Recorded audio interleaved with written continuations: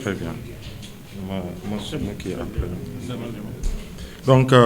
je vais commencer par la dernière question de Ousmane Ba de 7TV. Je disais à l'entame de mon propos que la demande que le calife nous a fait à l'époque, c'était concernant la manifestation qui était prévue le 13 mars. C'est ça. Daf ñu ñaanoon cette manifestation-là, qu'on puisse surseoir à cette manifestation-là. C'était ça. C'était par rapport à la date du 13 mars. Donc, et on a bien pu quand même honorer cette requête-là et puis respecter aussi notre parole qui était dans le sens de l'apaisement. Donc, c'était ça. Mais le calife, il ne nous a jamais demandé de ne jamais manifester pour la démocratie du pays ad vitam aeternam. C'était par rapport à une date et une manifestation qui était prévue. Et selon lui, vu le contexte de l'époque, il était bien d'ouvrir, de donner sa chance à cette médiation qu'il avait entamée. Donc, suñu kilifa bi nga xamante ni mooy xalif général des Mourides Sëñ Mountakha Mbacké ca jamono yooyu bi mu yónnee woon ndaw pour que ñu teg ci suuf manifestation pacifique yi nga xamante ni sénégalais yépp moom la ñu amaloon ci jamono jooju pour seen démocratie daf ñu ñaanoon pour que ndaje bu mag bi ñu bëggoon amal le 13 mars muy ay manifestation ci Dakar fépp ci Sénégal ak ci diaspora bi que ñu surseoir ko pour donner la chance à la médiation bi nga xamante ni moom entreprendre na ko entre cette force du peuple sénégalais et un président en fait qui n'écoutait pas son peuple. Donc ñun ñu nangu woon ko ñu nangu ndigal googu ñu may ko moo di woon le 13 ñu bañoon amal manifestation boobu voilà waaye musuñu ñaan ni ad vitam aeternam que sénégalais yi ñu bañ a de façon pacifique manifester pour préserver seen démocratie donc loolu la woon. Donc pas présence de l'opposition. L'une des forces, parce que nee nga ni gisuñu fi opposition mais en même temps boo xoolee bi ñuy kii mémorandum bi man nekkuma fa woon dama amoon gànt. L'une des forces du M2D mooy diversité wu ñu fi nekk ci plateforme bi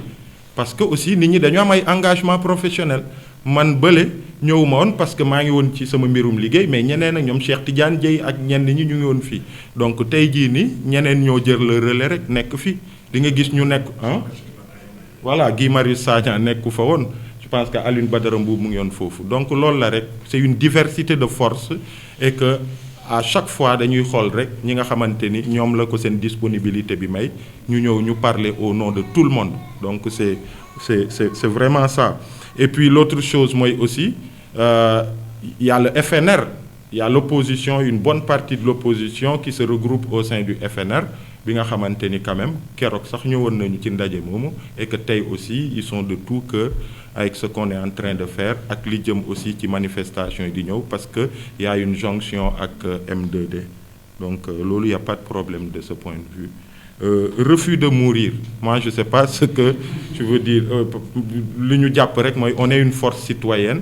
on est une dynamique bi nga xamante ni sénégalais yi ñoo ko jugal pour xeex pour sàmm suñu démocratie suñuy ak suñu yelleef ñu nekkoon ci ay manifestations pacifiques suñu kilifa mu ñaan ñu tekk ci suuf pour donner la chance à la médiation mu am ay recommandations yu ñu defoon en tout cas ay exigences fortes auprès de Macky Sall. Parmi ces exigences moo doonoon ñëpp ñu jàpp ñu nekk ci kaso yi nañ leen bàyyi mu jëloon ci nag ay engagement face au peuple sénégalais et face au xalif ñun ñu jàppoon ni nag dañu war a taxaw tuuti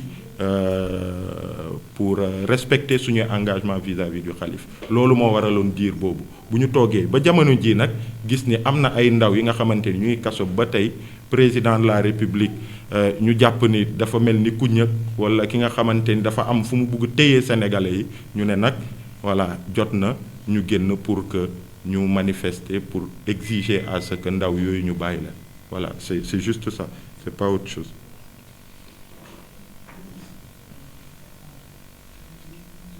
ñi nekk ci kaso yi c'est des sénégalais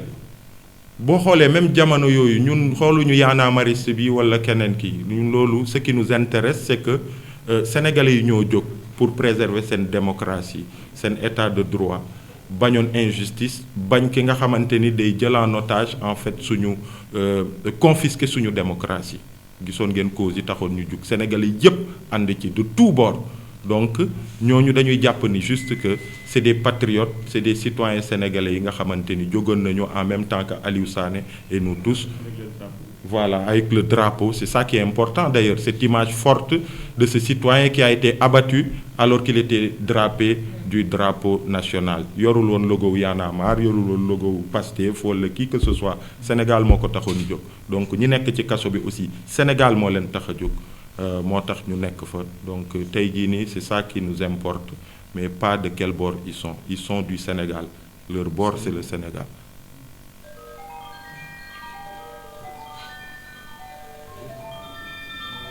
En cas d'interdiction loolu moom du ñu ko waxati quoi vraiment loolu moom saa waay def nañu li war tey ci suba dans le respect des procédures dem nañu ñu déposer lettre d'information au préfet loolu moom dootul lu ñuy négocier quoi voilà c'est à l'autorité maintenant de pouvoir encadrer toutes ces manifestations qui se tiendront d'abord le 11 à Dakar à Ziguinchor à Diourbel. Pourquoi on négocie pas? Non mais sur des principes ñun ay citoyens lañu constitution moo ñu may droit de manifester pacifiquement mu am ni mu ko tëralee à condition que ñu bind lettre d'information bi ñuy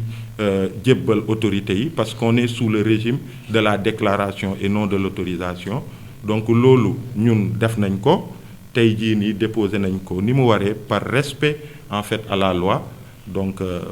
citoyen bu respecter loi def li war li ci des léegi autorité bi y a pas à négocier. Et si l'autorité avance un contexte inadéquat. Quel contexte? Un contexte par exemple si l'autorité vous dit que le contexte dans lequel vous envisagez faire votre manifestation n'est pas adéquat peut-être bien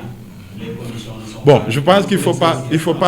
faut pas aller vite ñun li ñu wax mooy wax nañu principe bi wax nañu ñun li ñu war def nañ ko et que la balle est dans le camp de l'autorité on est encore à 8-9 jours de cette manifestation à peut-être 2 jours de la manifestation dinañu amal ndaje ak yéen su boobaa fi ñu ci toll dinañ leen wax ñun ban taxawaay lañ ci am. Dernière question. Voilà. Par rapport à la manifestation dernière pour moi. Par rapport à la manifestation du 23 juin. Bon, vous envisagez faire, comme vous l'avez dit, une grande manifestation. Mais si entre-temps, par exemple, certaines de vos revendications, notamment la libération de ces détenus est effective, donc est-ce qu'il y a pertinence d'envisager une manifestation le 23 juin? Ou bien vous le faites pour vous rappeler de cette époque? Mais tu sais, mon frère, on attend de voir qu'est-ce qui va être fait. On a fait une conférence de presse parce que boo xoolee sax juguñu rek manifester même là juguñu manifester même à travers cette conférence de presse qu'on tient on donne une ultime chance à Macky Sall de revenir à la raison donc on attend de voir quels sont les actes qui vont être posés et en conséquence nous on avisera. Mais pour le moment le 23 juin c'est maintenant. Oui, le 11 et le 23 juin bu soobee yàlla. ñëpp xam ngeen li nga xamante ni moom moo fi jotoon am weer yi ñu jàlloon nekkoon mois de février mars mu nekkoon manifestation yi nga xamante ni amoon na fii ci Sénégal ba am ay ndaw yi nga xamante ni jotoon nañ ci ñàkk seen bakkan ñii jëlee ci ay laago ñii jëlee ci ay feebar yoo xamante ni ñu ngi leen topp ba tey ci loolu aussi mu amoon ay mouvement d'humeur yi nga xamante ni jotoon na fi jóg mu amoon ay problèmes yi nga xamante ni ñoom ñoo ci toppoon ba loolu amee nag M2D bi nga xamante ni dafa woote woon ay rassemblement pacifique ñu gis ne police sénégalaise génnoon na réprimer ba yenn yi am ci xalif général sëñ Muntaxa Mbàkke yóndee woon si ñun benn ndaw pour ñu bàyyandiku li nga xamante ni moo nekkoon manifestation yi te ba loolu amee aussi ñu dalandi woon parce que dafa am ci loolu ay points yoo xamante ni dañ ko joxoon mu tolloon ci 10 points yi nga xamante ni dañ ko jébbaloon pour mu wax ceeg ki nga xamante ni moo nekk président de la république ba loolu amee daf ci am benn point bi nga xamante ni ñun moom moo ñu gënoon yitteel point boobu noonu mu ngi nekkoon ñu libérer képp koo xamante ni jàppoon nañ ko ci manifestation yi ñu tuddee woon leen ay otage politique depuis boobu ba léegi nag gis ngeen M2D mu déggu woon li nga xamante ni moom mooy ndigalu xalif bi ñu toog noppi di xaarandeku li nga xamante ni loolu lay résultat yi di joxe ci loolu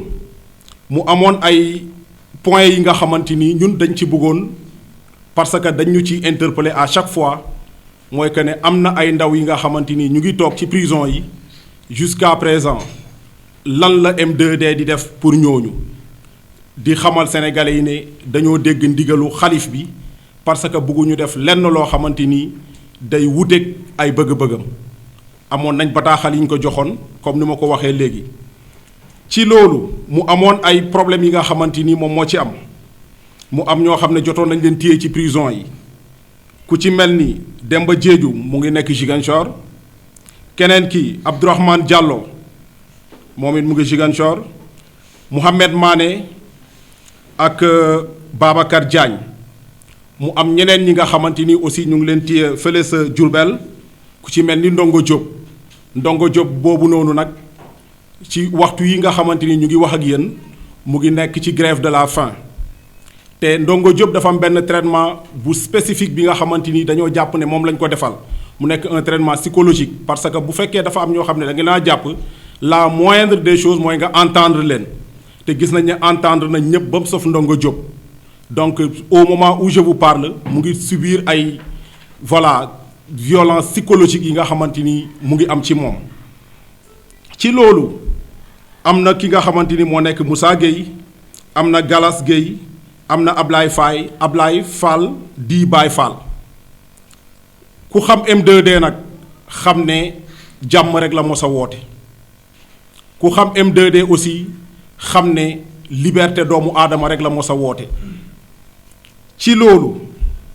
dafa am suñuy camarades yi nga xamante ni dañoo nekk ci ay xat-xat ñu ne waruñu ñu toog di leen di seetaan ci loolu ñu ne dañuy organiser ay rassemblement ay manifestations pacifiques le 11 vendredi 11 bii di ñëw ci Dakar Ziguinchor ak Sédhiou ak Diourbel du moins mais aussi le 23 juin le mercredi 23 juin ku xam 23 juin xam ne c'est une date symbolique date la bi nga xamante ni dans le passé xam ngeen li nga xamante ni moom moo ci amoon comme occasion bi présenté wu na aussi ñu ne dañ koy jëmmalaat ci loolu que ne ñu ngi woowaat sénégalais yi le 23 juin à la place de la nation pour ñu exiger li nga xamante ni moo nekk libération sans condition de nos camarades yi nga xamante ni ñu ngi tëdd ci prison yi depuis événement yi nga xamante ni jot na fi jàll. ci loolu aussi M2D ne lépp loo xamante ni am na it benn responsable kese la kenn kese la moo nekk le président de la république ñu ngi exiger président de la république mu dégg recommandation yi nga xamante ni moom la ko xalif général des mourides demandé woon ñu ngi wax président de la république ne xalif bi am na ay recommandation yoo xam ne amoon na ci bàyyi xel que ne mu bàyyi ñi nga xamante ni ñoom ñoo nekk ci prison yi ñu delluwaat ci seen kër yi donc loolu moo nekkoon tey information boo xam ne M2D bëggoon na ko lancer wax ak askanu Sénégal mais di leen di woo ci rassemblement yi nga xamante ni ñu ngi koy organiser dans les jours à venir maa ngi leen di nuyu di leen di gërëm. Merci beaucoup. Jaajëf.